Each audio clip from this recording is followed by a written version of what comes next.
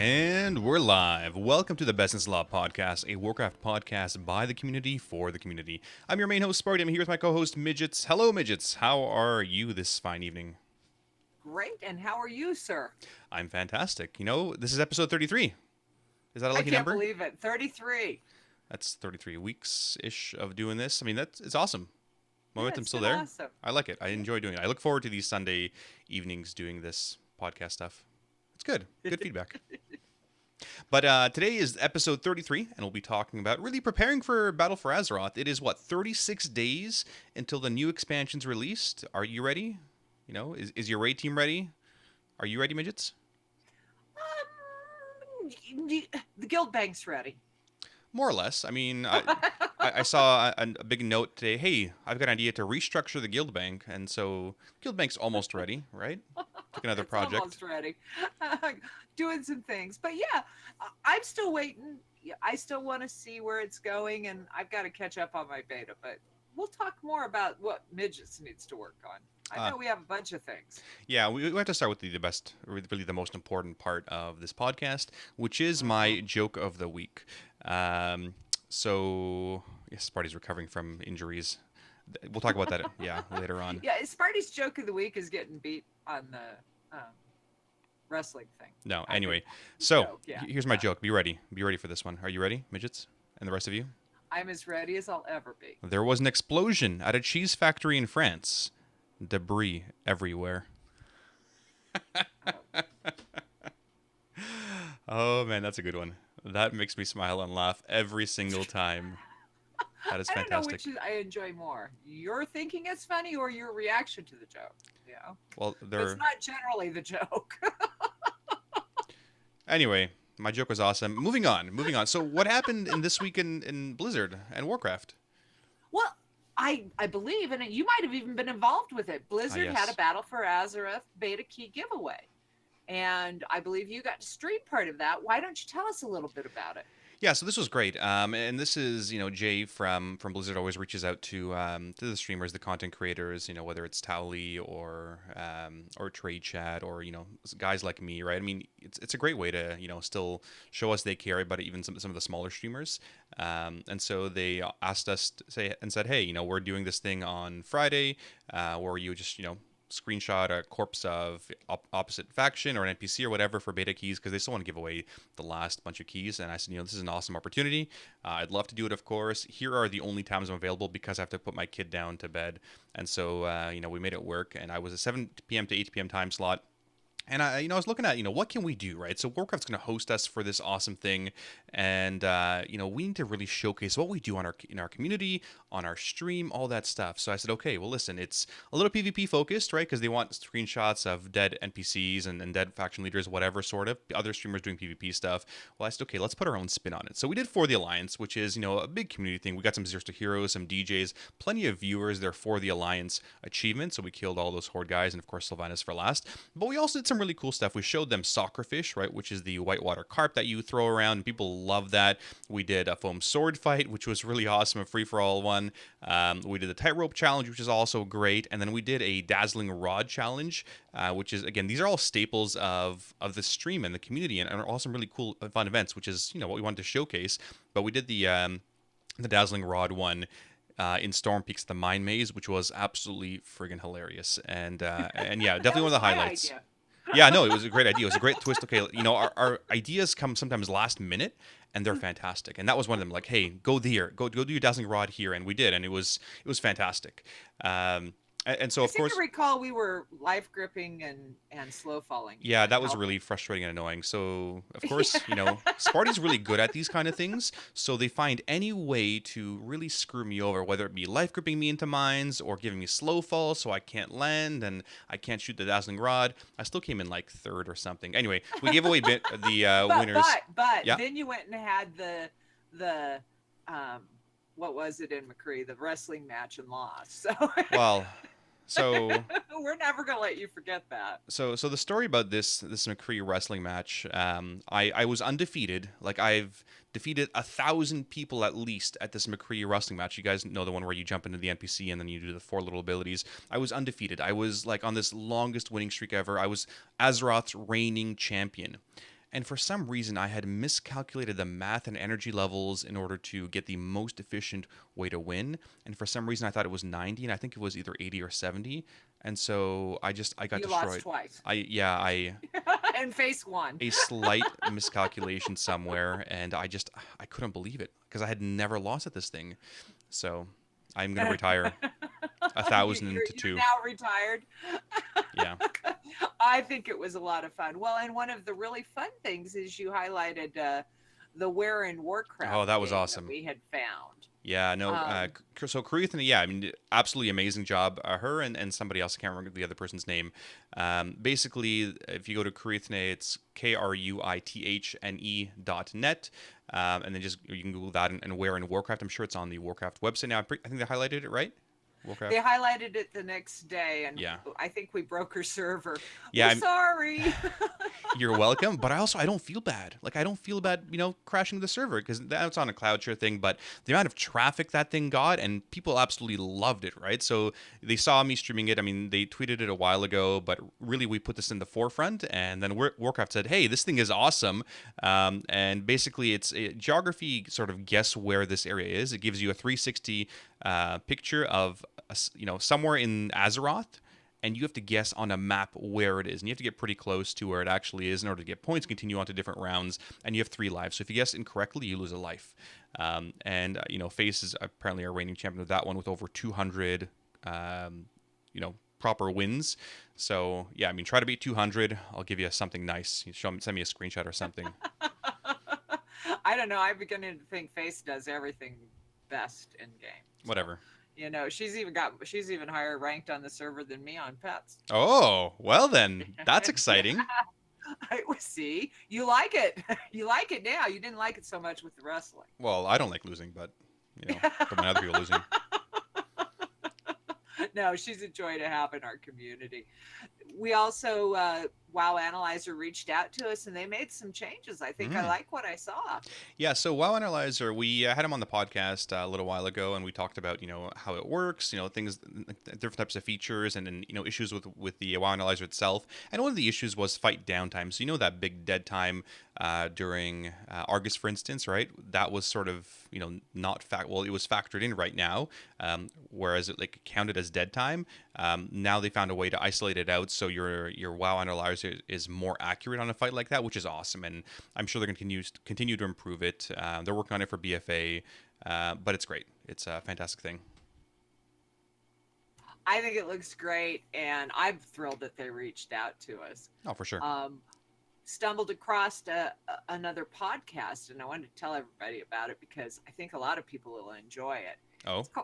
It's called the Half Hill Report. And is it about farming and half? Well, it could be. It's a comedic, fictitious radio broadcast based on characters and places from World of Warcraft. And it's getting a fantastic response. And I haven't listened to it yet. I plan on listening to it this week. But I really like the positive reviews it's getting from the community. So it sounds like they talked about the Draenei last week. So definitely going to check in, and I think everybody else should too. I found them at Half Hill Report on Twitter, was how I stumbled across them. And then they also have their podcast itself at halfhillreport.podbean.com. So check them out. That reminds me, or that makes me think, I would love a Lore Walker Cho podcast, or a podcast where somebody does the voiceover as Lore Walker Cho. Right? Wouldn't that be amazing? And then the other person is, I don't know, a gnome of some sort. A gnome of some sort. You'd figure it out. We'll figure out the details. You know what? If you really like Lore Walker Cho, you should do the monk class hall. Your mount talks to you. It's awesome. I am having more fun with that mount. You get on the mount and it says, Grandmaster, where are we going today? So be sure to do that. Speaking of mounts, one of my favorite sites. Now, I'm very fond of Warcraft pets and Warcraft mounts. Their armory updater has been fixed and is new. So you can go in there and it connects to your account. You can see what mounts you don't have. Mr. Sparty, who's no fun, said, well, why don't you just use Simple Armory? I like the pictures better over here. Actually, if you click on it, it gives you full details of the mounts you're missing and where they are. It's really a nice site. So go check out Warcraft Mounts' new site. So just, did I Google Warcraft mounts? Yeah, That's it the was new? just warcraftmounts.com. Oh, perfect. So you have Warcraft Pets and Warcraft Mounts. Do any of these websites farm the mounts for me? Because that's all I'm really missing. Just that one little piece. No, you need to talk to Aelid about that. He's the one with luck. He got another mount today. Wonderful. Blue Proto-Drake or something, right? Right. Oh, man. So, but let's go ahead. So, honestly, if I was going to have somebody farm the mounts, I would have Aelid do it.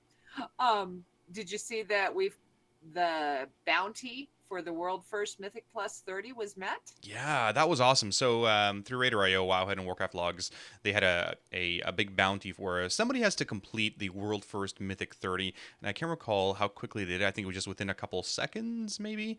But yeah, they completed their first Mythic 30 in time. It was actually a lower Karazhan, which is somewhat surprising, partly because of the RNG of some of the stupid theater event or whatever it is. I mean, the theater events are actually pretty awesome.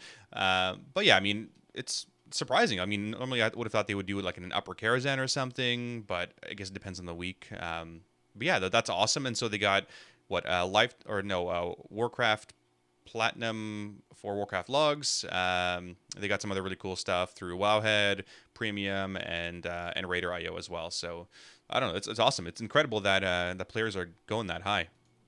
It is incredible, and it's fun to watch. You saw that Mythic Argus was also solo healed by a Discs priest. Those darn priests. Yeah, so that's pretty amazing. So a fight like Argus, I think there was a normal.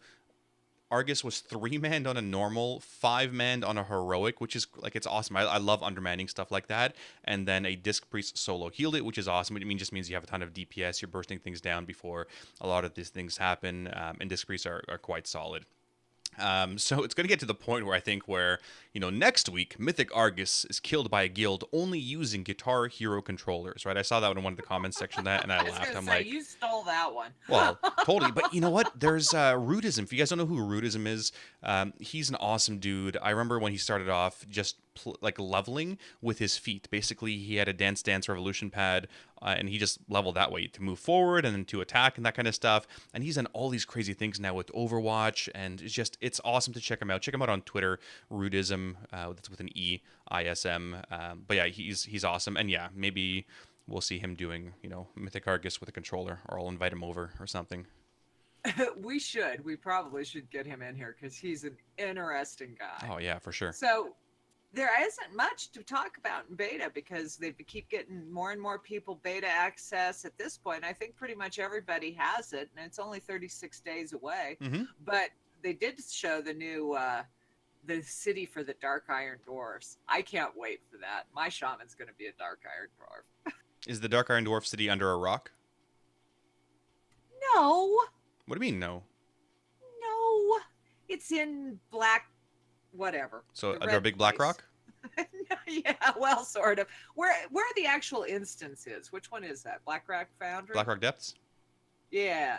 And but you have a mole generator that takes you there. Ah. And it's where you used to do I think you used to do the crafting and stuff there too, because that's big anvil is there and it's in that center. Yes, I remember where that is. That's I have fond memories of Black Rock Depths many years ago. And then the other thing that I saw that I have zero interest in because I'm not PvPing.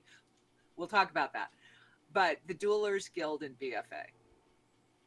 Uh-huh. And what is the Duelers Guild? Take a look at it. Well, it just looks like dueling. I don't like dueling. I decline all duels. Back in my day, I was like the #1 dueler in Azeroth. Sort of like you were with the wrestling stuff? Yeah, but then I got old and slow, sort of like in wrestling.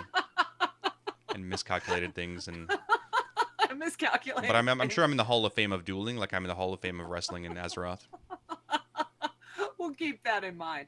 But it does look like they spouted it as a new level of dueling. So I don't know. We really need to get somebody who's a PvP aficionado to come on and talk about this stuff. What do you mean? Like I was a Grandmaster dueler back in the day. With my Sulfurous and my Seal of Crusader and then Seal of Command, and I would just one-shot everybody. And then Bubble Hearth, right? Well, yeah, when I was losing, obviously. Well, see, I don't think you have bubble hearth in here. Although, from what I see, there is some sort of toy or tool that everybody gets to bubble hearth. Oh, well, that's disappointing. But we'll still have life group for you, Sparty. Oh, well.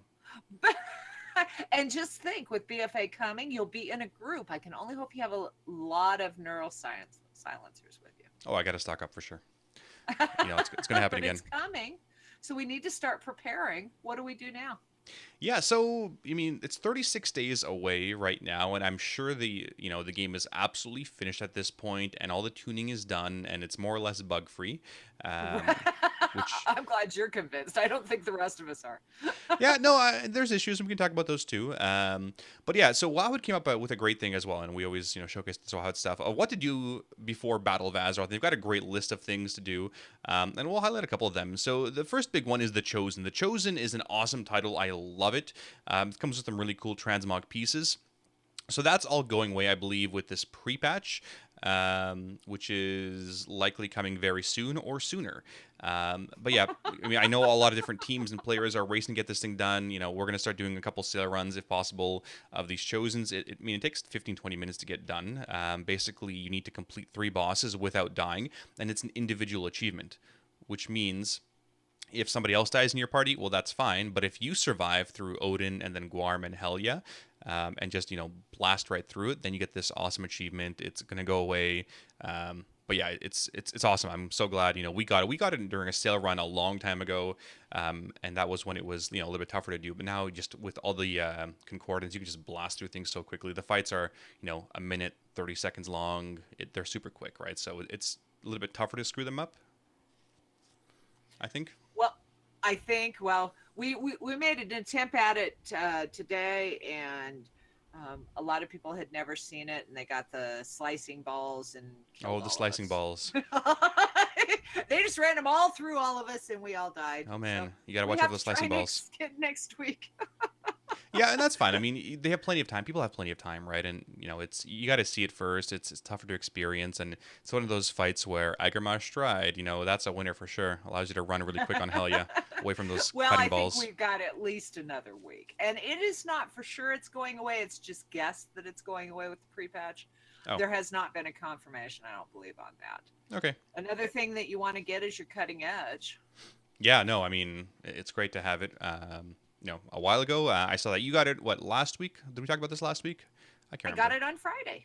Oh, well, there we go. So Midge just got her cutting edge with her Zeros to Heroes team, Mobble Gobble, this past Friday, which is awesome. So that's done. And yeah, it's great to get it done. I know plenty of guilds are selling them. We're still selling cutting edges for people that want to do them at a couple million, I think 2 or 3 million a piece. We're not selling mounts because we want to give it to our guildies first, and that's the priority. So yeah, cutting edge is going to go away with the pre-patch, but the mounts are not. So yeah. Cutting edge is awesome. We were talking about the first aid achievement. You said it's not that bad. Yeah, so I started working more on it, and the great thing about this first aid achievement is that you can do it in a group. So you can't do it in a raid, which I found out as well today, but you can do it in a group. You go to some places like the little Grell area in Val'Shara or Murloc areas or whatever areas, things respawn really quickly, and I did it as a tank, and just things melt, basically, and you're just killing tons and tons of things pretty quickly, and I got 3 of the pieces to drop today fairly easily. I did find out, though, that you can only have 1 quest up at one time, so I had one, up for me, and I couldn't use it because my first aid wasn't high enough, so I was just farming mindlessly for another half hour and doing nothing. But yeah, it's an easy, I saw doable your one. Professions. You do realize that your professions, if they're not at 800, you lose all of Legion. You just lose. I lose at Legion. Well, no, I'm gonna get my damn professions done. I've also got cutting edge, so I don't lose at Legion. I've also got a stupid mount, and I'll get profession and cooking and first aid. That's fine. I have 36 days, right, more or less, to get this done. Or do I have until pre-patch? You'll be there 2 days from now going, I gotta get all this cooking stuff. I will be up all night cooking.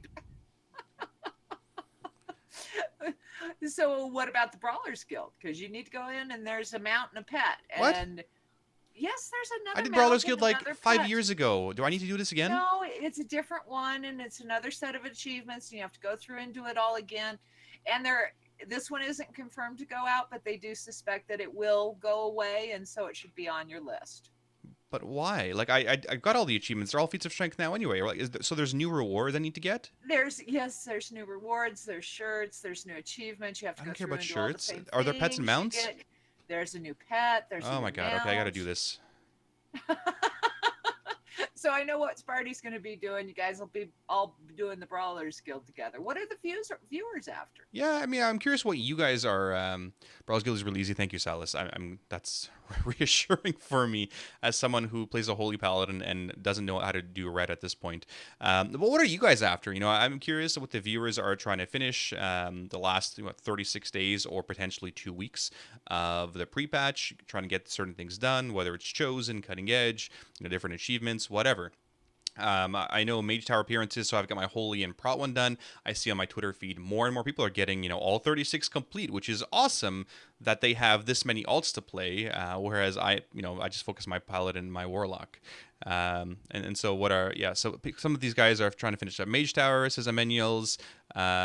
Michael's trying to finish up leveling alts to 110, more and more Mage Tower at 15 so far. That's pretty awesome. Like that's incredible that these guys are getting this many, things done. Like you have to sort of cool. learn to play the class. Yeah, a lot of them are really cool appearances. Yeah, no, for sure. And it's something you want to get done now rather than, yes, you can do some of these things in BFA, but it's that much more difficult. And I've learned this lesson the hard way. Trust me, guys, every single year that there's so many achievements and so many things I miss out on, whether it be Strand of the Ancient stuff or it's Ashran. Ashran's going away. That's still on my list. I want to get that stupid title that I missed out by like a couple kills for the Warlord or the Nemesis or whatever it was. So maybe I want to get that one done because I love collecting titles. That's, my thing. Well, you still have to download all the things because it will help for you remember the things that you don't have. If I download that stupid add-on, I'm never going to log off again is what's going to happen.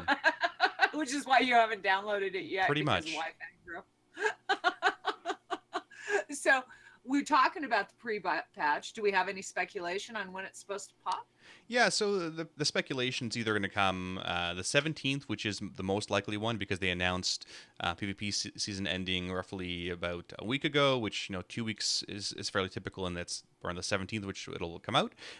There's a small chance it'll be 10th. There's also a chance it'll be 24th. If things aren't ready, but more than likely people should put their money on the 17th, which is what we've been saying for a long time, and that's something that I had bet on, months and months ago because I thought, okay, it's going to be a full month of 8.0 patch because people are going to have to relearn everything, right? Absolutely everything. So it should give people enough time to do it. Well, that's one of the reasons the pre-patch happens, though, is because you can use the new spells and the changes and the GCDs and all of the things that are coming new in BFA and encounters you're already familiar with. So it's actually a really good transition period, in my opinion, even though that first raid is sort of, hey, what's going to happen? So What does change, though? What do we want to be working on? Well, part of it is gearing, right? Things that won't matter. Your Crucible relics. You'll be going for more highest item levels as some of the talents are going away with their pre-patch. It's it'll be different. Like it's the GCD changes partly as well. It's learning your class over again. Things are going to be tougher. Things are going to be easier, and there's a bit of a buffer room of that 1 month period, and not just for the highest end raiders, but for the average player that plays a couple days a month or once a week, and that's the norm of most players these days, right? It's not the players that are playing every single day, farming every single achievement or Mage Tower thing. Those guys are the people that have a lot more time to play. But yeah, I mean, there's class changes. There's a little bit of everything going on, right? Well, there is, and like I said, all of the things that are coming, so much of it will come into game. Mm-hmm. So you'll be dealing with different spells. You'll be all of our shamans are going to another class because they are all bailing. Shamans apparently are really bad for BFA.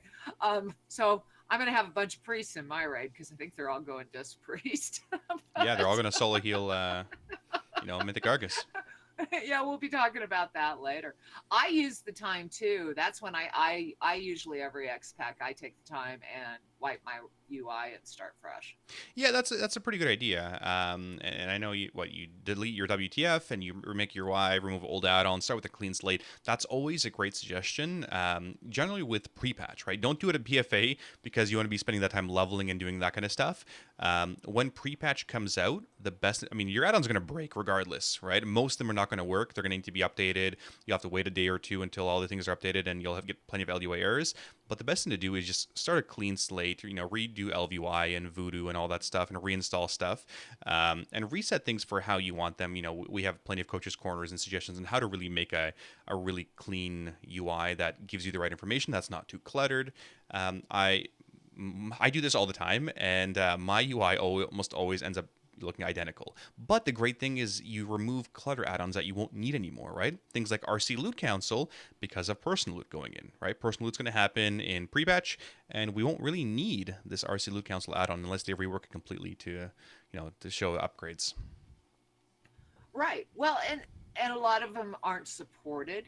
So if you go back and you start over, because there's add-ons that may not have been updated, they're working okay, but they may not have been updated since 7.2 or whatever. Mm-hmm. It's a really good time to sit down and review it. For sure. And so basically I do two things. I delete the data file and then reinstall WoW, because like it gets goobered stuff too, and it doesn't take very long.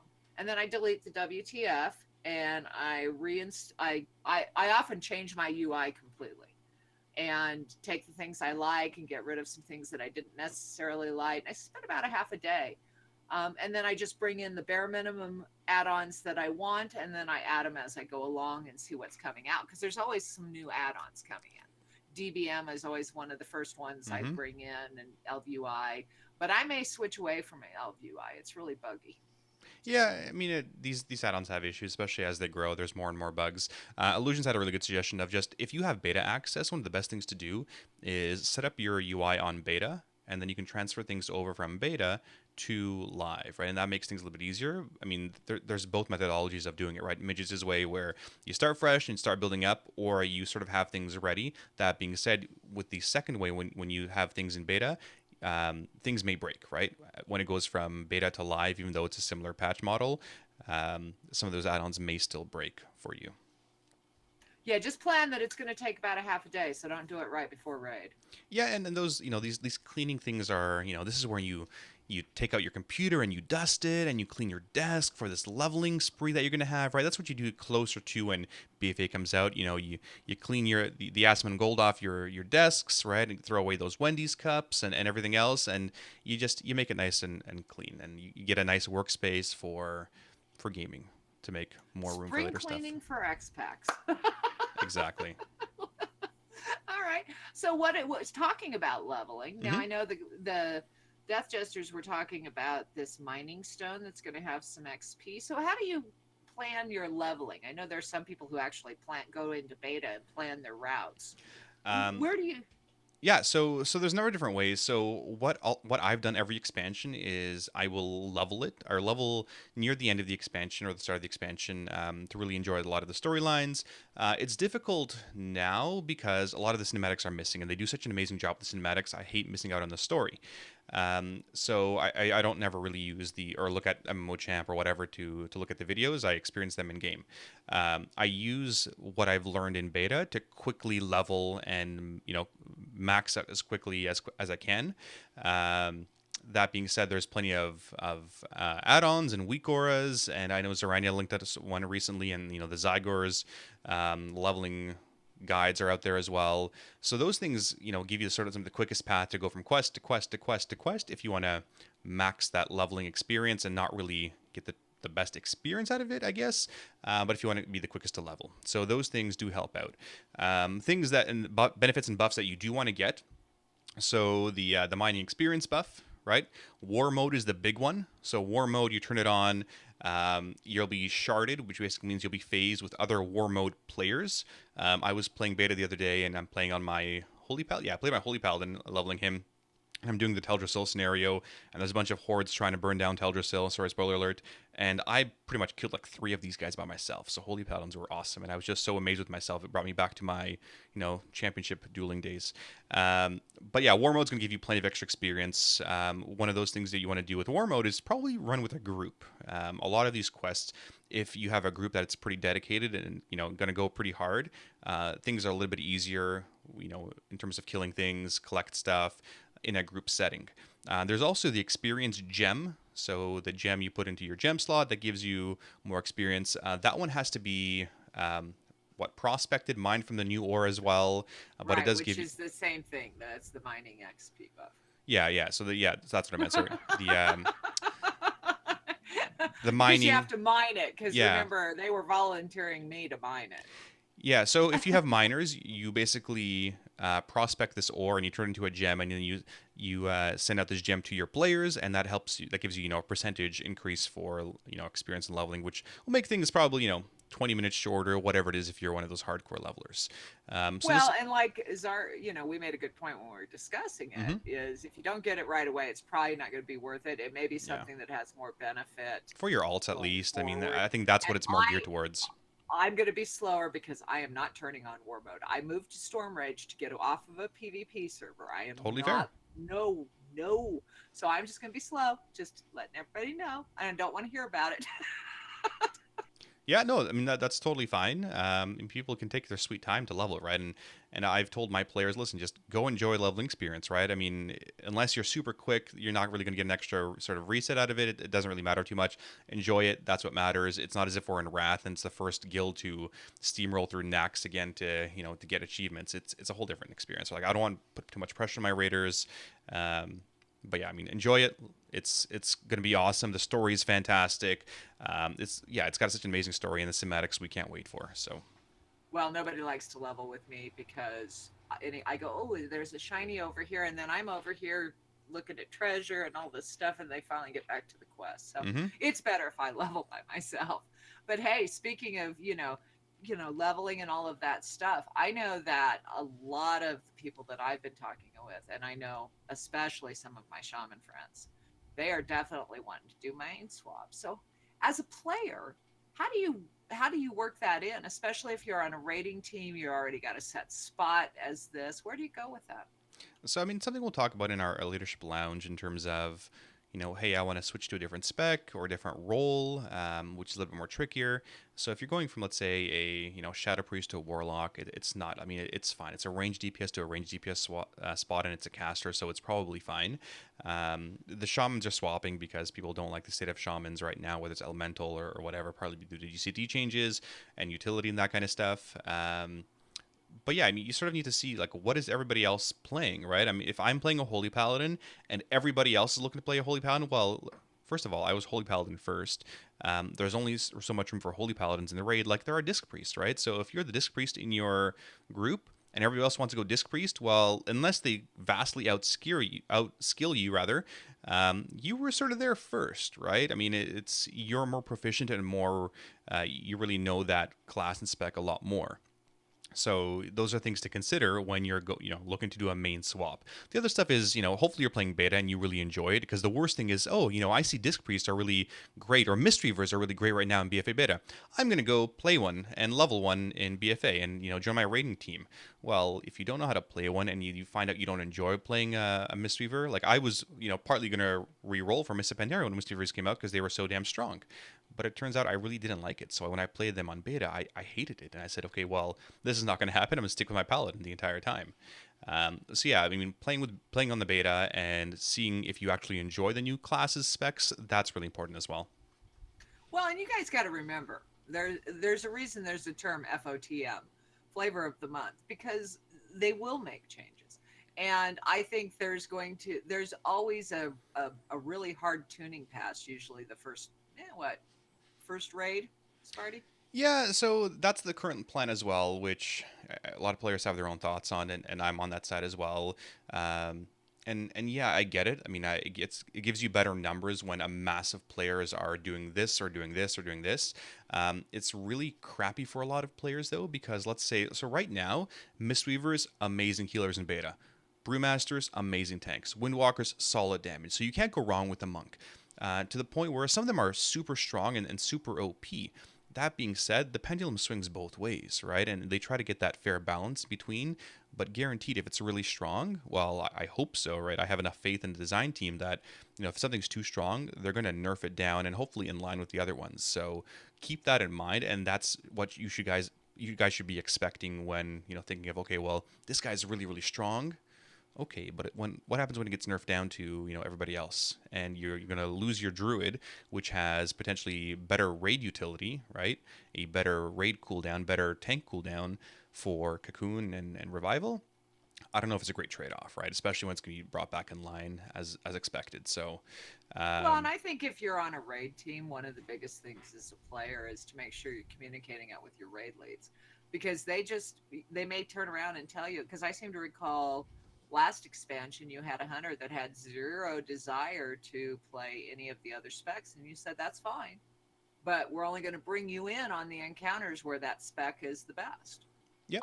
And so they need to have that kind of conversation with their raid leaders so that they know going in that, okay, there's already 2 disc priests, or there's already 2 priests. Having 4 priests might be a little bit too many priests. Just saying.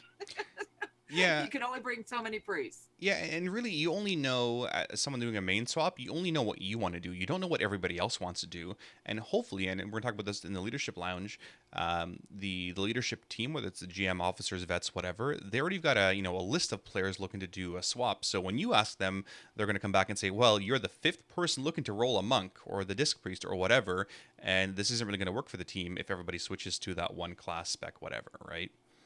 So. Well, I hope it's not going to be as hard as it was in Legion.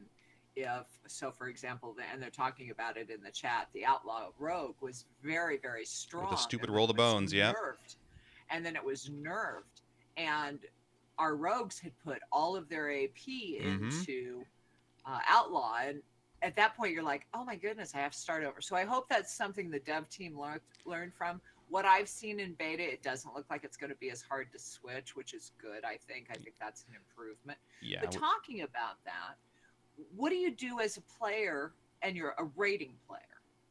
What do you do? Because I know what I do for the pet battles. I know all the pets I'm going to go get. I'm going to go get that mount right away. I know all of those things. Those are my priorities. Professions are my priorities. So I've already got that mapped out as to what I'm going to work at. What do you do as a rating player to be preparing for, okay, I make it to max level, I need to do blah? Yeah, and so part of that is you need to be looking at, what's the best way to gear up or get reps or get Azurite or whatever. Generally speaking, for most players out there, guess what? There will be spreadsheets and guides that'll guide you every step of the way on what's most efficient, what's the best way to do different things. One of the first things, we do is, well, what do we do in Legion, right? Well, we got our little, our whistle, we got our world quest unlocked, we finished our rep stuff, and we started into dungeons, right? You get that group, you start going normals, heroics, clear through them every single day, do them all. And when mythics come out, well, you just blow through every single mythic, right? And then you do that kind of fun stuff. And you'll be doing island expeditions and setting up those kinds of things. You're going to be doing your encounter prep, right? So at this point, there's plenty of guides out there for a number of these bosses. We'll be doing another Coach's Corner, full session on explanations. I know players like Zarania, one of our vets, are going to do another full document of, like, here's a quick cheat sheet of every single boss and every single ability, what it looks like, what you should be doing for each of these things. So there's a lot of prep going into, as a raider, what you should be doing. So yeah, it's level, but there's a lot more involved, and this is one of the reasons that the players take time off of work or school or whatever in order to dedicate that time to be prepared as they can be. And most players or most raiders, they're only doing one character, right? I mean, luckily we're not having to deal with AP and legendaries this time. But going into it, it's one character. Some of the other guilds are again going to be doing split raids, and that's fine. And then prepping for the raid, well, likely you're going to have a couple weeks, right? Like the norm is 2 to 3 weeks before the first raid starts. So that gives people plenty of time to enjoy the story, get all that stuff done, level multiple characters if you want, get those guys prepped. I know between our own raid team, there's players that are going to go, okay, well, I've got this character ready or this character, whatever Death Jesters needs, I'll have him ready to go. And that's friggin' awesome. There's not many players that have that kind of time and ability and skill to dedicate to multiple players like that. to give us that kind of flexibility for what is best for the team. So yeah, expect again 2 to 3 weeks before the first raid starts. Normal heroic, and then mythic the subsequent week, and go from there. Well, and it doesn't look like things were as gated as they were, and especially coming back and doing the class hall mounts. All of my tunes, because as you could level later, you got all the extra XP buffs, so you Mm-hmm. didn't have all the rep and you didn't need it.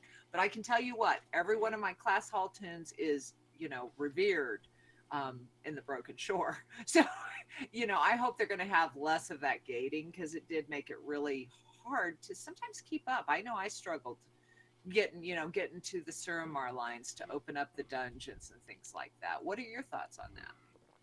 I'm glad there's very minimal gating. Again, no legendaries, no AP. There's not a lot of Suramar kind of stuff going into it, so it should be much more alt friendly than Legion was, like 100 times more, really. Well, I think it's spec friendly, because I think the biggest challenge, and I really felt for especially your mages and some of the your pure DPS classes Mm-hmm. that were trying to maintain 2 to 3 specs at the same level of, the tanks only really had to work on 1 spec and things like that. And we talked about that a lot. So I'm glad they worked that out, but you have to plan for those things. So, going in, let's just talk about it a little bit. We've got Disc Priest. We'll talk about Disc Priest. Disc Priest is looking very, very strong right now. And they've repaired a lot of the stuff. And I was like, oh, cool, I can go back to Disc Priest. And my raid lead looked at me and said, well, I think Holy's still going to be really strong, and we've got, everybody wants to go Disc Priest. Mm-hmm. Okay. So we had that conversation, and I was like, all right. Well, but I'm hoping I'm going to be able to do both easier without having to have everything at, max level AP. And I think that it's one of those things, as you go in there, it's very easy to go, well, this is going to be the stronger class, so it's going to be easier to be on the top of the meters, and that's where I want to be. And your raid leader is going to want you to use the best class or spec. But you just have to be cognizant that you have to keep working through that. And like I said, as of right now, there's a lot of Disc Priests on our team. Yeah, so again, with the raid team things, think of every raid team like a typical sports team, whether it's a hockey team or a soccer, football team, whatever. You can only have so many goalies, right? Which are your tanks. You can only have so many defensemen, which are your healers. So you can have so many DPS, which are all your forwards, scoring those goals, hopefully. The same thing with soccer. You have one goalkeeper, and you can only have so many, Neymars that are flopping around on the ground. So, you need to have that balance between players that are, disc or holy or whatever, and have certain roles, right? I mean, you can't just load up full on range DPS, right? You need that mix, because you should expect that, you're going to need fights with a lot of interrupts. You're going to need fights that, or there's going to be fights that are melee friendly or ranged friendly, whatever. I don't think they've ever had melee friendly fights, have they? There's been sort of a couple. Well, that jumps us into, as a leadership team, and you're dealing with her raiders. We've covered how what we want to do as players and stuff. What about your leadership team? Because you got all of these players coming to you wanting to main switch, and all of the changes that are coming up, and they're tired of playing this class or whatever. They're tired of raiding. What do you do to prepare for the expansion as a raid leader? So I can sort of give you what Death Jesters are doing. So going into every single expansion, or potential major tier, what we do is, we do a full discussion of our plans, between the leadership team. These are our goals. We already started, initially with the team of, okay, well, how many days do we want to raid? Do we want to drop down time? Do we want to increase time? Do we want to adjust the raid times at all? What's our goal for the next expansion? And the expansion is, Hall of Fame, Alliance, whatever. Still be aiming between, US 50 to US 100, depending on, what's going on there. So, I mean, that's sort of our plans. One of the things we've done in previous expansions, previous tiers, is we just do quick discussions with our players of, well, what worked really well for the expansion or for the guild? Where can we improve as a leadership team? Because you want that feedback from your players, and it's not just, leaders say and go. You really need to solicit the feedback from your players themselves to see how you can improve as a team, right? Because you as leaders only see one side of it, really. So suggestions for things they want to see, things like main swaps, Again, there's a lot of internal discussion right now within our own leadership team on things that are, we're looking to do, whether it's, how much gold do we have in the guild bank, how do we restructure the guild bank, all those things which we're going to talk about as well. So lots of discussions. They're almost like post expansion interviews or debriefs with each player to make sure everybody's on the same page. And it's great to sort of say, hey, okay, well, I'm going to have the same team going into it, but have you really talked and spent the time to talk to every single individual player on your team as to what their plans are, how they're feeling, right? Because that's really the best indicator of, how strong your core is going to the next expansion. Well, and I know from previous tiers it's been very effective, so I think it's a great thing to do. So you have these meetings, and then you work on um, what you're going to do for the pre-patch, because we have to prepare for the pre-patch as raid leaders. What do we need to work on? Yeah, so going to the pre-patch, part of it is setting expectations of, look, a pre-patch is going to happen, and things are going to break, and add-ons are going to break, and people are going to learn how to play their class. And there's always, a few players that haven't spent a lot of time on beta and don't know what their changes are and that kind of stuff. And that's, again, with most raiding guilds. I'm not saying that the highest end guilds, most players are playing their classes in beta, but you'll see a lot of players on your teams. Again, this podcast is catered towards a lot of, heroic mythic raiders. A lot of players on your team, have no idea what some of the changes are coming, and that's fine. That's to be expected. So there'll be, a fair amount of impact on your current raid. That first raid when pre-patch drops, expect wipes, expect things to break, expect all kinds of unexpected things, and plenty of funny stories, I'm sure, to to go along with those things. Of, well, I didn't know my class lost this, and since when do I have to use heroism? Whatever, right? I mean, it's going to happen with every single pre-patch like that. Oh, I'm going to forget. I'm going to forget my priest buff because I haven't had to use it for. I missed it when it was gone because I was something I was religious about, and it's back now, and I'm going to forget it. I know I am. For sure. And then there'll be a week or to remind you, hey, priest buff. Hey, stupid, put on your buff, right? Exactly. Well, and what we should do is we should ask our viewers to send us funny stories of pre-patch moments. I think that would be great. You have a couple of extra pets to give away. Maybe if we get some good stories that we can share. I love Tell stories. us your funny stories when the pre-patch does, because there's going to be ones. Mm-hmm. They happen in regular raid. I wiped out my whole team, so good old Midge. Anyway, so as a leader, though, what do you do with people who want to main swap? So you have these player reviews, and you have 5 people who want to go tank.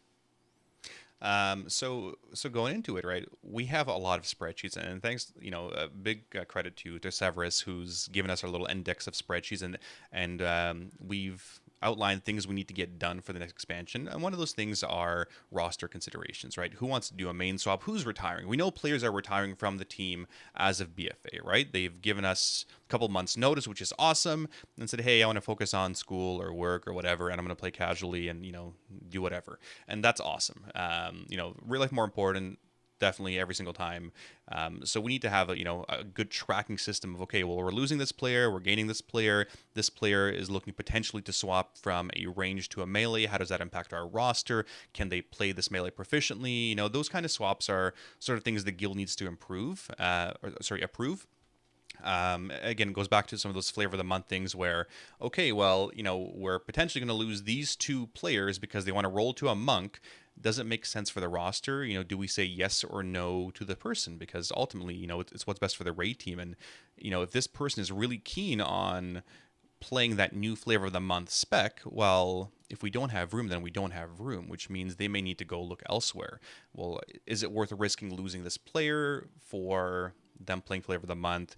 Can you make that additional accommodation, or do you need to recruit somewhere else? And those are all kinds of things you start looking at and discussing as a leadership team when you look at these spreadsheets of roster changes and what you're going to have. My hope is to have 31 players going into BFA, because my experience has taught me people always quit. People say, hey, this expansion now sucks, or suddenly I have a lot less time. For me, the ideal roster size for a mythic raid team is 27, 31 going into an expansion, because again, people are going to drop off, and I need a little bit of bloat to ensure I'm not desperate for numbers and going to the first raid tier. Okay, well, so and it's all based on discussion, because Hmm. a lot of times when you talk players and you say, well, it's really looking like we could stand you to, we really want you to stay and be a resto druid, or we really, Tally, I'm sorry. I mean, look at Tally, look what he did last year. He put his paladin up and was a druid, a bear for you guys. Yeah, I mean, And it's awesome to have guys like Towley that can, play these classes well and have the time or the viewers to throw gear at them in order to gear them up pretty quickly, which is awesome. And yeah, I mean, Towley's gone, to bat for us so many times, whether it's his paladin or his monk or his druid or even occasionally his, his really crappy death knight, which we've tried out. And yeah, I mean, it's awesome to have those kind of players that can, switch as needed. Right, there's very few of them. We had Roshi this past expansion, which was a godsend for us, who could play a Resto Druid, a Boomkin, and a tank for us really proficiently. And then, we asked him about Feral DPS, and he said, that spec doesn't exist because he hated it so much. so he was only willing to do 3 out of the 4. That sounds like a pretty good guy. Oh, 100%. Well, and you continue to solidify your roster. Hmm. It I think a lot of people talk about main changing and then look closer in the pre-patch. The pre-patch actually shows people that maybe it's not quite as bad as they think it's going to be and things of that nature. Hmm. But it's all about communication. It really is. And that's the thing, So, right? Yeah, you just go need to ahead. communicate. Yeah, you just need to communicate to your raid team or to your raid leads of what your intentions are, right? Because I don't want a player going to BFA to be really unhappy, playing their spec or class or whatever, or really hating it, right? Like I don't want players doing that. And yeah, I say, we'll do what's best for your guild, but ultimately, like, if you're not liking it, well, we need to find some kind of middle ground where you're enjoying what you play, and then there is a spot on the roster for you, right? We need to find what works, and the best thing to do is just communicate early, communicate often. You have that 1 month of pre-patch, like that's a lot of time to potentially gear a new character. We have some players right now looking to reroll a monk, right? So one of our melee are looking to reroll for a monk. Okay, well, let's get your monk geared up, see how they do in a raid, see, make sure you're proficient in that role as well.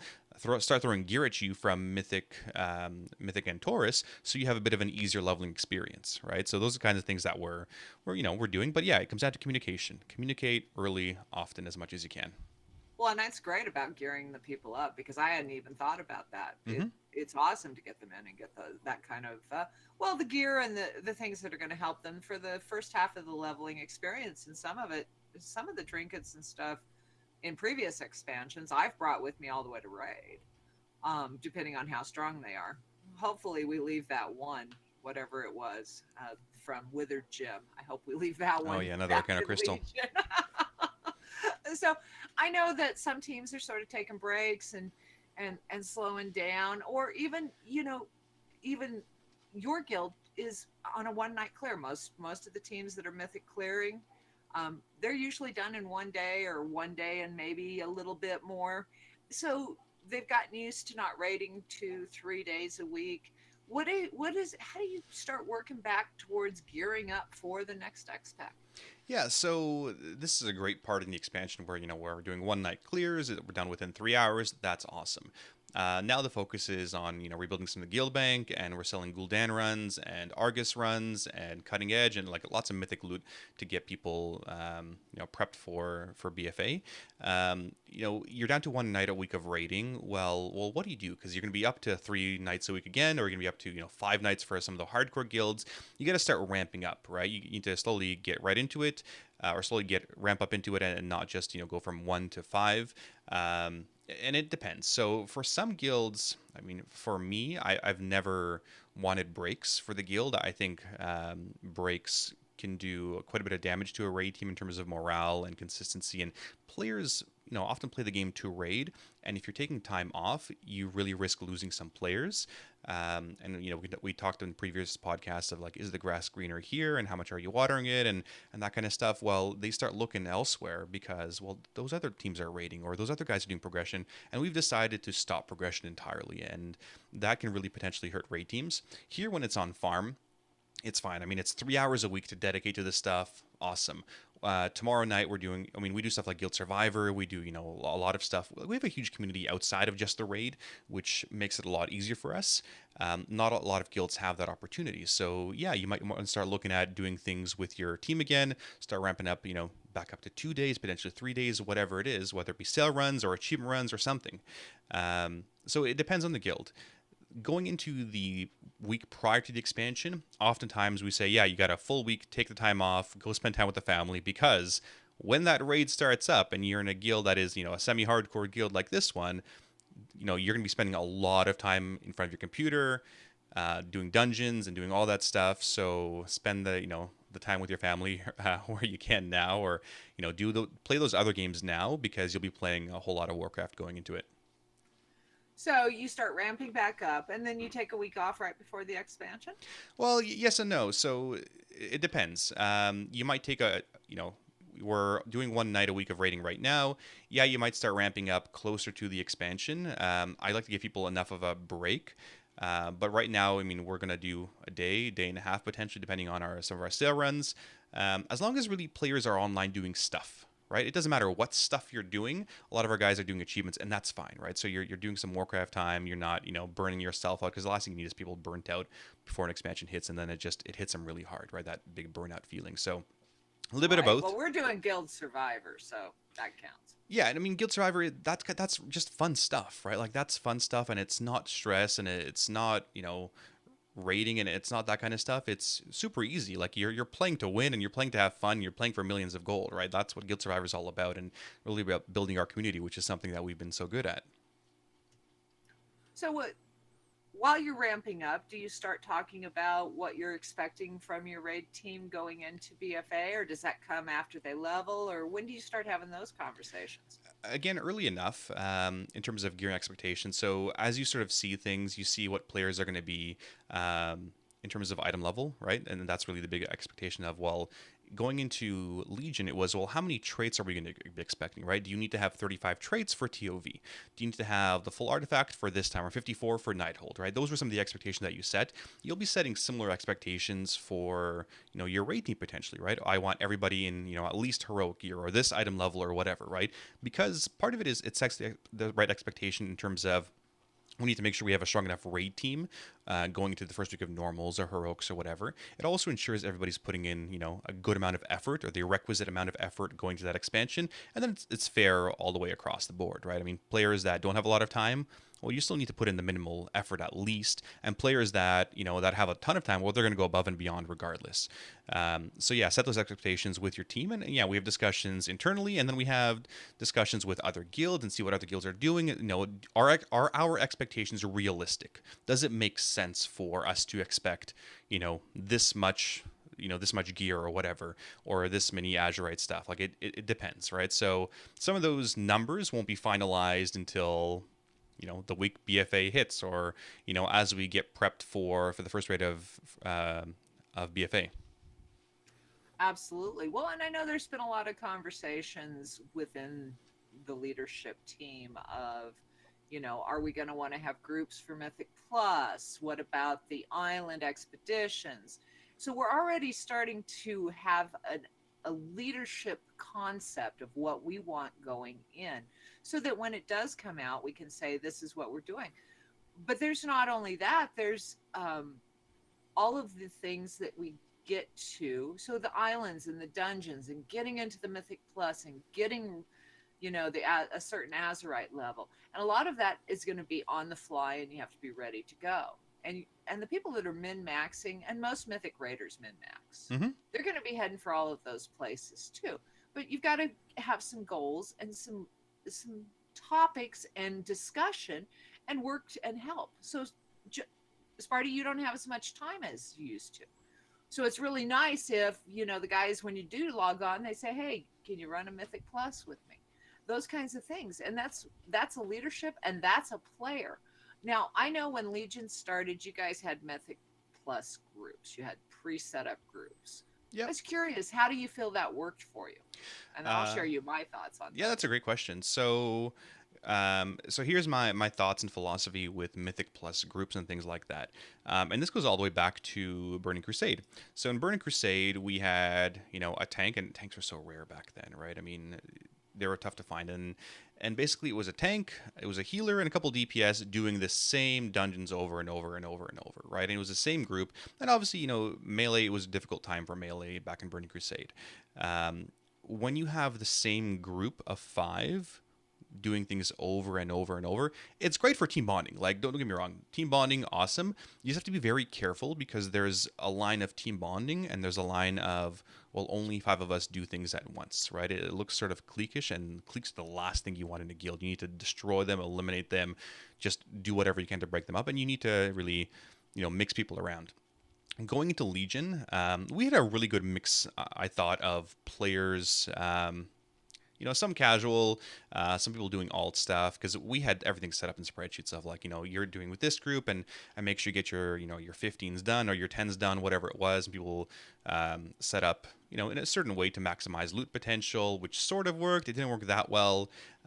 Again, the concern was there with a lot of the players going into to Legion that, we want to make sure that it's not the same people or the same group of friends in the same dungeon the entire time, but they're split off with other groups, and you're mingling, right, with the new apps, with some of the veterans, and everyone's, chatting in Discord to really build that team bond. It's not the same 5 people, it's a mix of people, or you're constantly rotating people in as well. I'm pretty confident right now with the roster that it is right now that we're not going to have any of those issues. I don't see any reason to set up any Mythic Plus groups or preset groups. And I'm fairly confident that my players right now, and I'm proud of the way they've handled themselves the last couple of months, and they're just gonna mingle and invite new apps and say, hey, so and so hasn't gotten a thing done, let's do it, right? So that's my plan and philosophy for these Mythic groups or Islander groups. I agree with you, and I wanted to share with you some insight of my view of it, because I actually came in and helped you guys out, and it was good in theory, and especially with personal loot, it's something to think about. Because within Mythic Plus, you could only switch or trade an item if it wasn't an upgrade for you. So I came in and I wasn't near as far as everybody else. I don't like Mythic Plus, so I didn't have the gear, and so it was really frustrating for the people with me because they were like, "Midgets, I really love that trinket. Sorry, I can't give it to you."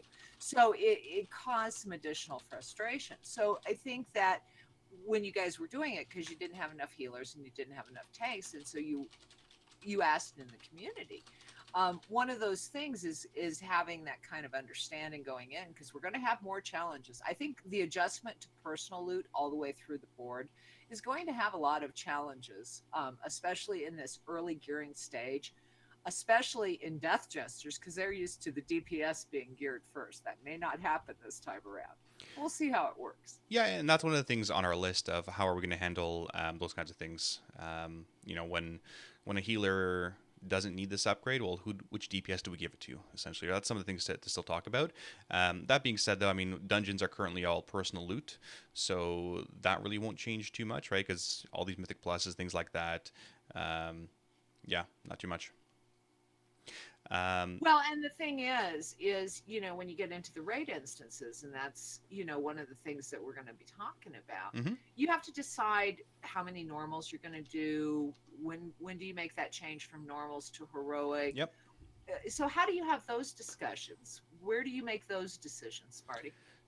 That's definitely going to be going into the actual rating itself. So once Uldir opens up, so likely 3 weeks into it, 2 weeks into it, so it'll be a month and a half or so into the actual raid that we decide, okay, we are not getting enough of benefit from normal raids anymore, so we need to take normals off our schedule. Normals are done. I'm sure a couple people still need that normal trinket, whatever, healer, DPS, they still need it. Well, you know what? It's not worth the guild's 10 hours a week of raiding to go do that normal farm, right? Because it's going to take us 2 hours to clear normal farm. It's not worth 2 hours, right? Same thing's going to happen for heroic. Eventually, heroic's going to be knocked off the table, and it'll be an optional sailor raid. So we're going to throw it onto a Thursday and do sailor raids that way. And these optional raids are like truly optional, not like quotation optional where, hey, this guild only raids 3 days a week, except for progression, then we raid 6 days a week. That's not, I think that's, a bit of a scumbag thing to do, and, it's not fully transparent, and it lies to a lot of players. When we say we're raiding 3 days a week, we're raiding 3 days a week. And listen, if you can't be there on a Thursday for a sailor raid, nobody cares. Like, it's totally fine. We want you to be there, but it's not one of those things where we're going to punish you for not being there for normals or heroic on a Thursday. It's not an implied, it's up to you. Yeah, it's not an implied optional. It's truly optional stuff. Oh, come on. I always like those optionals that you got in trouble for. So talking about the raid Hmm. instances, the big part of the raid leader's responsibility is the encounter strats and utility. And so when do you start that? What are you working on? I'm going to tell you before you start talking that I'm very, very proud of the leadership team and what they've put together so far, and the organization that they have. I think they've done a fantastic job. But why don't you go ahead and share with our viewers what they are doing? Yeah, so this is probably the most organized the leadership team has been with respect to everything. These are some of the best spreadsheets we've made in terms of what's our BFA to-do list, and I'm looking at it now. It's to finalize the roster, and we have a cooldown master list of many major cooldowns are changing, right? Or if sacrifice is changing, things are changing going into it. So each of these things have a major section, and how complete they are. The raid schedule, what we're planning to do with that, our professions, how are we planning on organizing professions to maximize them, right? Whether for crafted gear or for cooking or for alchemy or the leveling gem, whatever it is, right? So lots of things like that. Personal discussions, main swaps, loot spreadsheets, strat spreadsheets, expectations for the raid week, Mythic Warfront groups, whatever Mythic Plus groups. Talk about different streaming expectations and our different policies that are going to change. Look at sale runs, our raid composition sheet. So we have lots of different sheets that we're working on as a team, and like it's mind blowing how well it's put together here. Like it's I don't know. I only have amazing things to say about it. So I mean that's all on that end, and I'm sure we need to add now guild bank stuff because Midgets has now added a guild bank project on top of this. Well, you need all the mats to do that, and there is so much when we get to the guild bank, and one of the things, but I want to go back to the boss strats, because one of the things you guys are doing is you're going to have groups get together Hmm. and start putting together the strats, and those will become your main strat spreadsheets. And there's a lot of benefits to that. You want to talk about that a little bit? Yeah, so one of my philosophies the last couple expansions has been to make the raiders the teachers because I mean there's a good myth that says, hey, you only remember 10% of what you hear and 20% of what you see and 30% of what you see and hear and 70% of what you experience, but 90% of what you teach. And I've had a number of different coaches corners on teaching, right? The Feynman technique on if you become an expert on a topic so well that you can teach it, well then you know it really well, and that goes the same for bosses. So we've developed this system where it's a group of players. It's a veteran, it's a full member, and like an applicant. Going through these things, and they're setting up the strats. They're setting up the abilities, the strats, the cooldowns, and it's gonna be let's say a tank, a healer, and a DPS, for instance, right? And they're gonna work together to really learn this fight and really present it to the rest of the raid and teach the rest of the guild and raid how to do it. That being said, I mean it's something that is going to take further improvement. I wasn't too happy with how things had developed over, Nighthold and in the next bosses. The issue is with this philosophy that people sort of are only responsible for their own thing. They don't do as much for the other bosses. So there's gonna be some revamping with this system, and I want players to become teachers, right? So, for instance, when I do coaches corners on these bosses, I need to know them inside and out, right? I want every player on my team to be comfortable enough to do something like a coach's corner or a fat boss guide video where the bosses, the mechanics, the strats for every player out there. It's not good enough, and I've said this, years ago, it's not good enough to know what just your role is and what you should be doing. You should know what everybody else's role is and how they do it. So that's something that we're going to be looking at going into Uldir. Well, and I think that one of the things that we talked about, and I like the idea, is we're going to make some Discord rooms for them to have the discussions that everybody can see, and maybe role based, which are really easy and quick to create. And that way, everybody can see what's going on in the discussion in each of the channels, but only the people that are involved in the actual strat can post there. So it's going to be some interesting learning. We're going to try some new things, and I'm really excited with what I think is going to come, because I think that there's all kinds of contributors. And as we found out, the more you let people contribute and participate in their guild, it becomes their guild, and it becomes their team, and it becomes their strat. It's Absolutely. not Sparty's strat, it's the guild and the raid team's strat.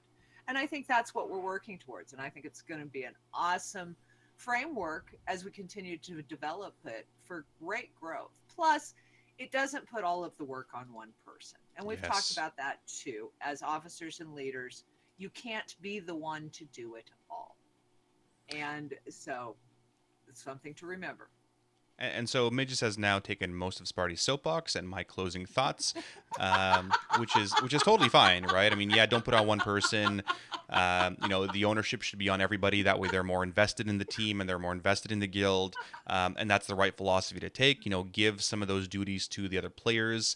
That being said, these are all volunteer roles that we're doing, right? It's all a volunteer GM role that I spend hours and hours and hours doing it, as do the officers and veterans, and we're there to help out because we love the team and we love the community, and somebody's got to do it, right? So, make sure to thank those guys and give them the pats on the back where they deserve it. So, again, it's a Well, team. before, Yeah, go go ahead. ahead.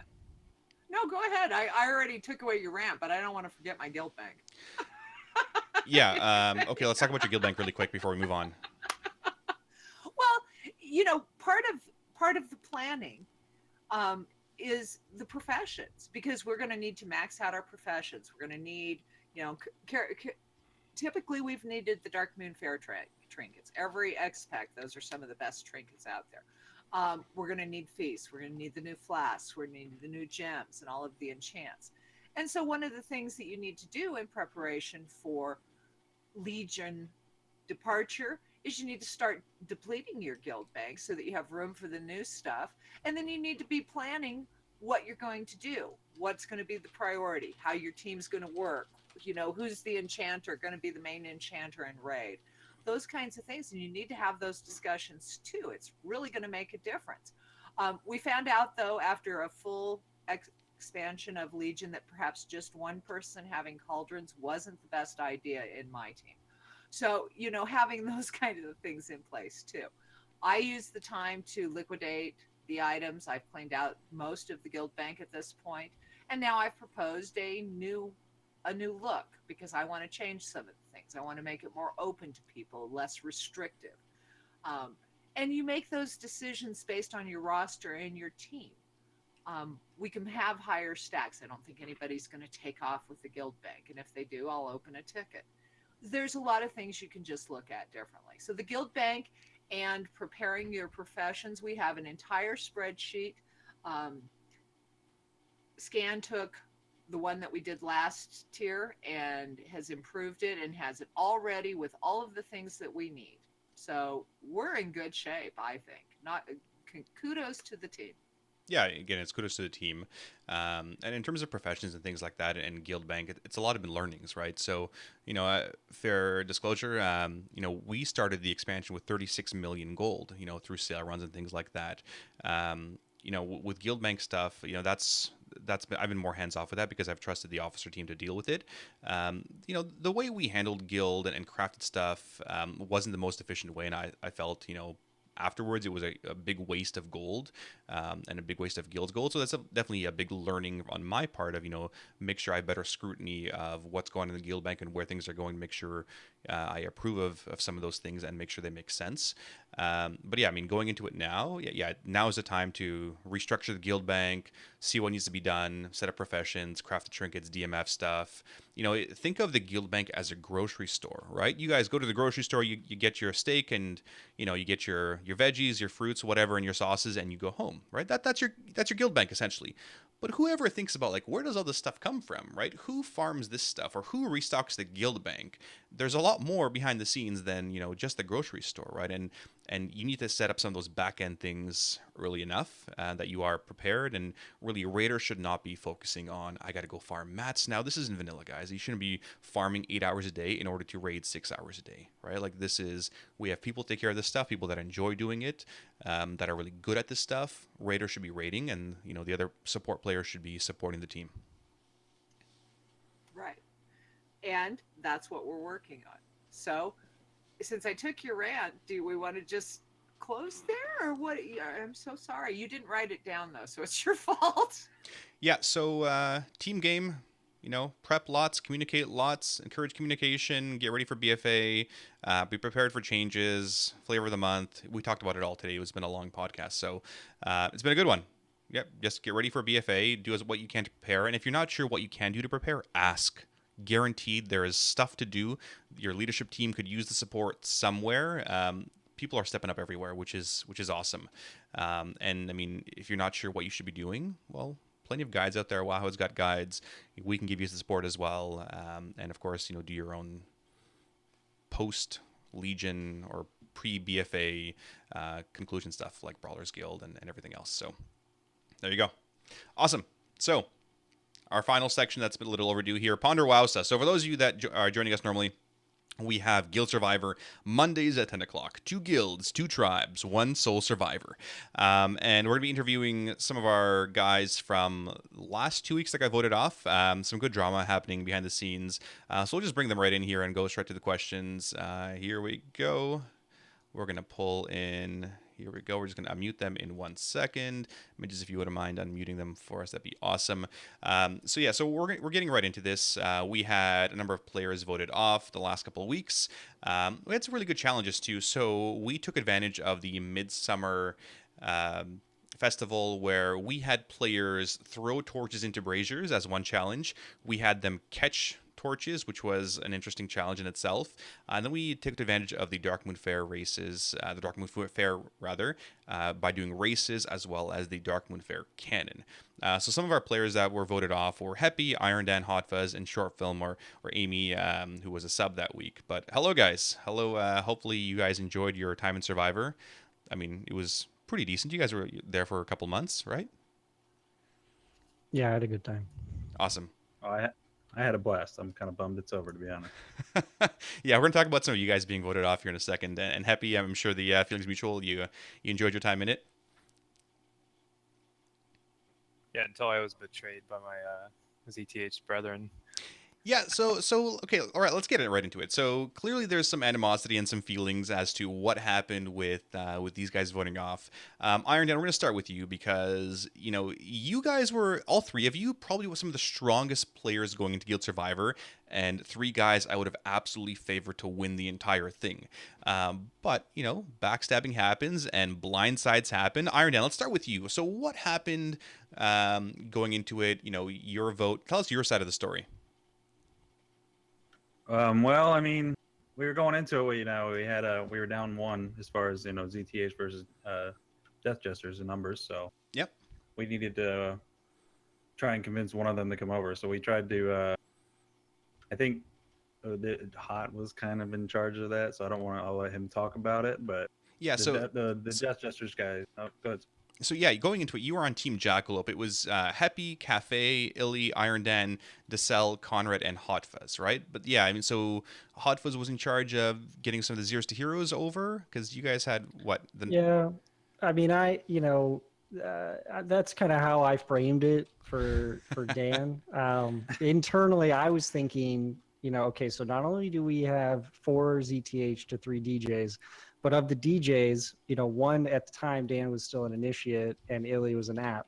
And so I was thinking like, okay, even within DJs, right, we had a couple factions and I was not on their faction. Oh. So I was thinking, okay, so maybe us being outnumbered, we can kind of band together, but like long term, I don't think I'm going to make it out of this team if I don't form some alliances with these ZTH guys. Interesting. And so going into that Iron Den, what happened? I mean, that bit of a surprise vote. So Hot Fuzz goes to you and says, okay, I'm going to try to get one of these guys over. We're going to vote for so-and-so. Yeah, we were just kind of conversing together, and I wasn't too sure on where Illy sat. So, because and I'm not very well, I don't know the ZTH members as well because I'm relatively new to the guild, so I didn't know where everybody sat, and I kind of just assumed we were just gonna try to bring the Death Jesters home. So we didn't necessarily go that way. Well, there's more to tell us, Dan, isn't there? Well, I mean, yeah. I was messaging Sparty about the idol because I wanted to know how long it would last, but the sad thing is I was kind of about to use it on the person that turned on me. Don't fucking say that. So for those you well, our PG-13 rating just went out the door. That's okay. So, for those you don't know, Iron Dan won, or his team, I can't remember if the team won or lost. Essentially, we had a bonus challenge where they had to find a player, and if they killed this player and it was midgets in one of our battlegrounds, they would win a prize or an immunity idol. And it was the person with the killing blow. So, Iron Dan killed midgets in this battleground, got an immunity idol. I'm not sure who was aware of this immunity idol. Did the other people know about it, Iron Dan? Did you share that information with other players? I mean, in the battleground, I was asking how to spell Midget's name, so I'm sure they knew because I was just gonna do a slash target, and so I could just go find her and get it for the Yep. guild. I assumed I was expecting it was just gonna be you coming and pocket healing me the rest of the battleground or something. I didn't know it was gonna be an idol. Ah, interesting. So I kind of said a few things, and then everybody pretty much knew. Okay, so it's pretty much knew you had an idol, and you had this idol. You're gonna use it on the person that betrayed you, which looks like it was Hot Fuzz. But Hot Fuzz, was looking for endgame here, right? He knew that DJs didn't have the numbers advantage, right? Going into it, there were 4 zeros to heroes and 3 DJs, and looked to make a move. Is that right?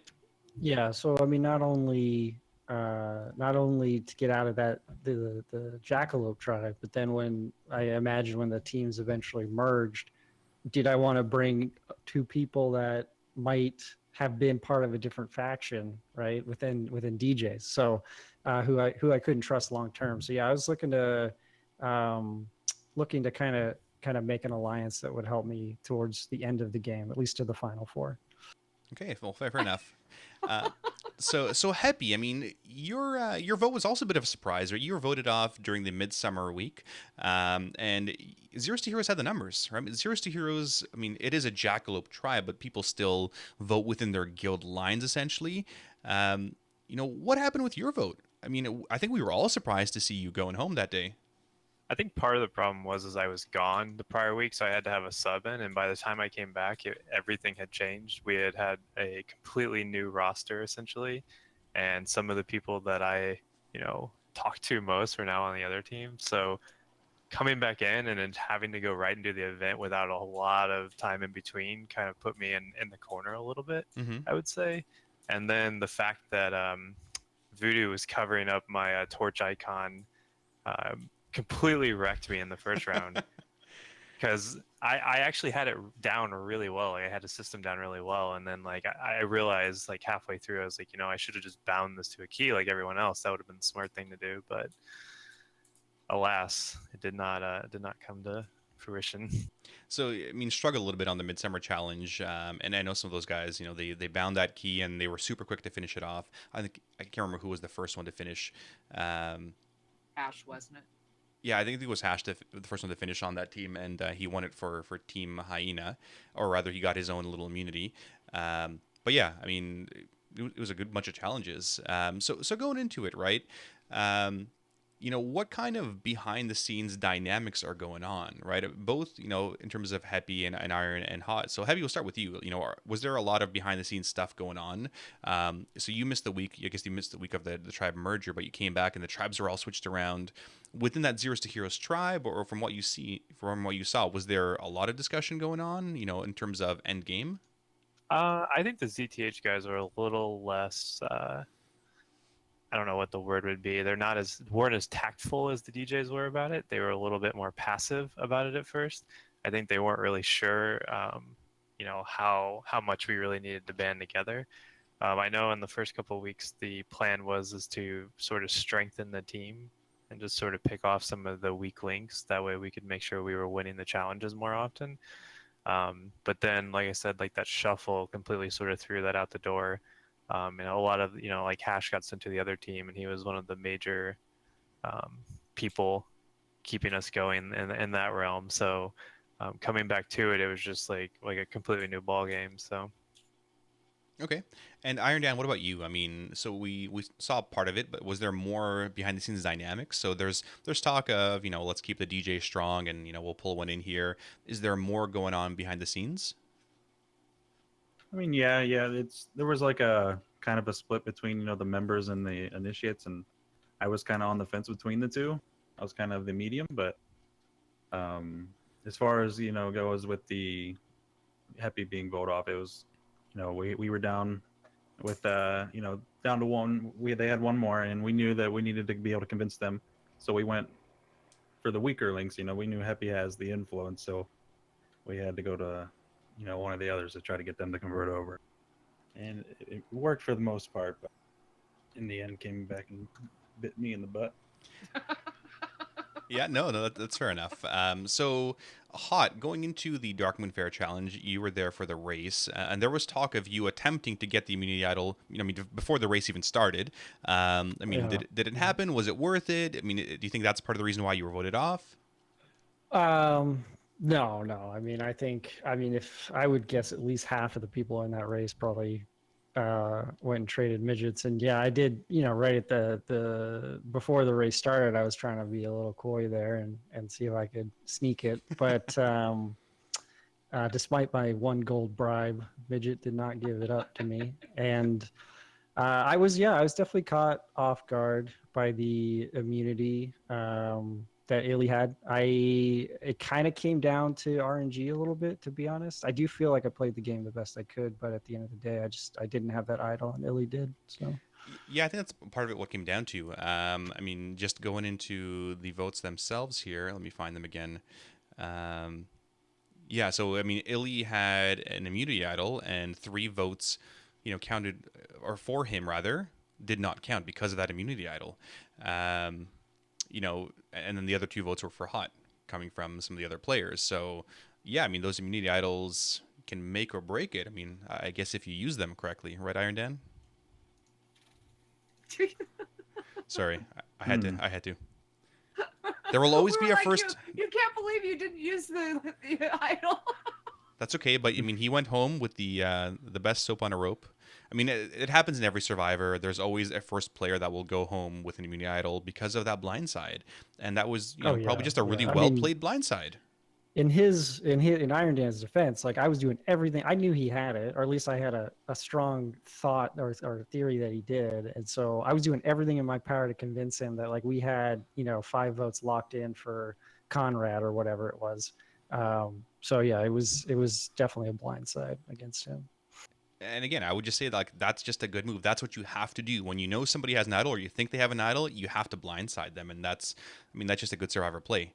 You guys all played really well, from Iron Dan at the start, the duel with Talmudim, to Happy really rallying the Zeros to Heroes forces, to the the really tactful plays by Hot Fuzz there, and the really good strategy by you guys.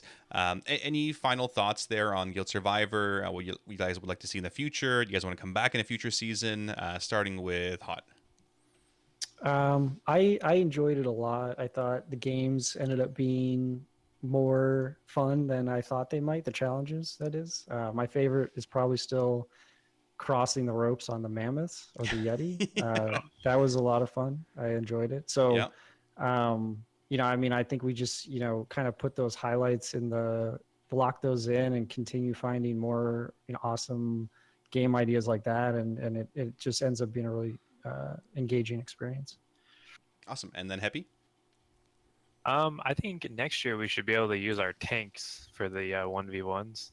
I think that was a tactful decision on our part to have a tank going into it, and then we weren't able to use it, and that was a bummer because we had like this really grand strategy, like, okay, we're going to use Conrad versus Iron Dan, because we knew they were going to pick Iron Dan, and we were like, yeah, there's no way he's going to be a blood TK. Let's be honest, he still would have lost.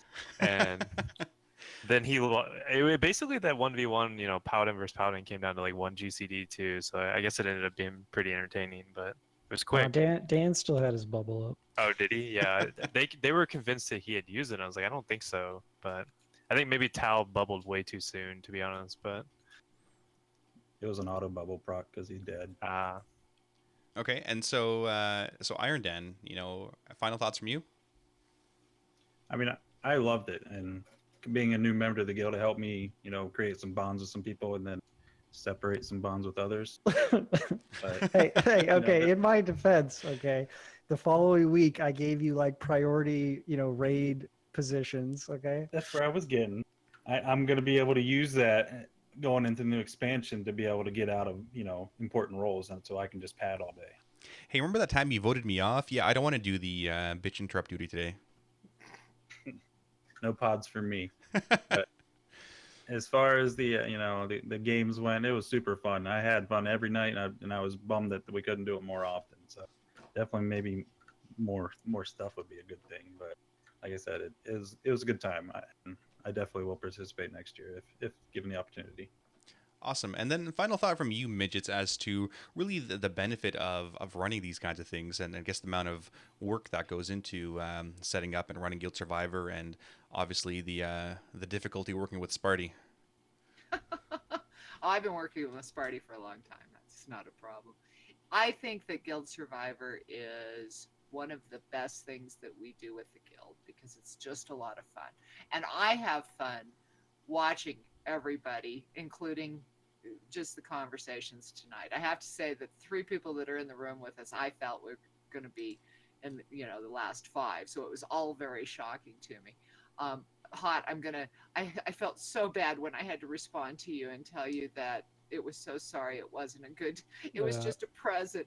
But it's fun trying to come up with ways to outsmart our super players in the Guild, because so much of this is they're very good at the game and what they do. And so coming up with challenges that will actually challenge them and have fun with it is probably the biggest challenge. And Sparty, I'm so glad we've had the platform to do it because I think that the Guild benefits from it. Yeah, absolutely. And, it's for the Guild, it's for the community. It's something we enjoy doing. And, getting the feedback that you guys are enjoying it and having fun and, you do it again, that's what we need, right? Like, that's what we want. And it's all worth it. It's all worth it in the end. And, we're glad we're doing this for the Guild and the community and really to make it stronger, right? There's very few places that you'll ever see something like this. And, this is a place to call home because of it. Well, and just know it's Survivor. We've been known to do things like have, swaps and people that were voted off come back. And, you never know what's going to happen. So be sure to stick around until the end. Yeah, we'll see what happens. With that, we're going to sign off for the evening, guys. So again, back to our BFA prep. Communicate. Get ready to go with Survivor. It'll be another awesome episode tomorrow evening, Monday, 10 p.m. Eastern. But with that, thanks for watching. Have a good night. Be excellent to each other. And as always, live your life heroically. Have a fantastic evening.